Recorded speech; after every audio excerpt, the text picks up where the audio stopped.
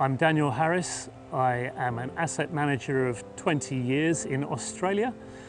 I currently work with a fire and emergency response service for rural areas in a state government. I have responsibility for managing assets worth approximately $500 million, including 450 fire brigade sites, 1,300 emergency vehicles, tens of thousands of specialist equipment pieces, and we cover all areas including both fire response but also hazmat and road crash rescue. The key challenges were a lack of asset management focus historically within the agency. The data was extremely poor, being disparately collected by multiple regions in different ways.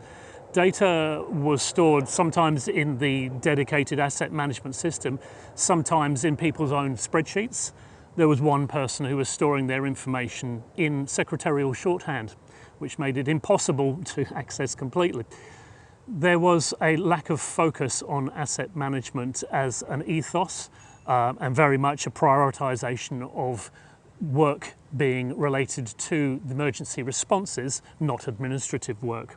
There was staff disengagement because the existing asset management system was very hard to use, and consequently there was no view from the top of the organisation downwards as to who had what and where our assets were.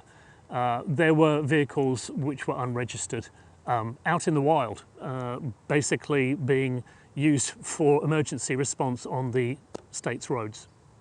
Other challenges included a lack of cohesion with auditing. Some regions would be collecting different types of audit information at different times about different assets. So again, the leadership had no view about the state's condition of their audits or their compliance. The buy-in was absolutely critical from the staff and leadership to ensure that we were meeting the targets that the leadership required, but we were also bringing the staff along on the journey. The system was then built using what's called a straw man or a prototype version, which could gradually be built up and expanded to actually replicate the work that the staff and the leadership require the system to do and make it relevant to their daily work processes. The system also provided a focal point for change within the organisation. Because there became one way to record assets, one way to maintain them, one way to dispose of them, everybody knows what their job is and actually is able to account for their workloads. The project has been transformational for the agency. Not only have we met the requirements of the Auditor General, by implementing ISO 55001 principles, we've actually exceeded the requirements that were laid out for the public sector in our state. The agency now has the cleanest database in its history. It's got staff who are now fully informed about the assets that they're interacting with. It has maintenance schedules which are now pre-programmed and ready to go off the bat as soon as the asset is added into the system.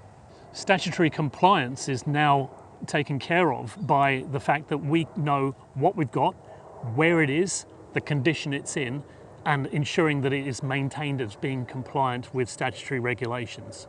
I would wholeheartedly recommend the Hardcat Lebosi solution, but also I would recommend Hardcat as an organisation to work with. They very quickly became a trusted partner for me and for the project team within the agency.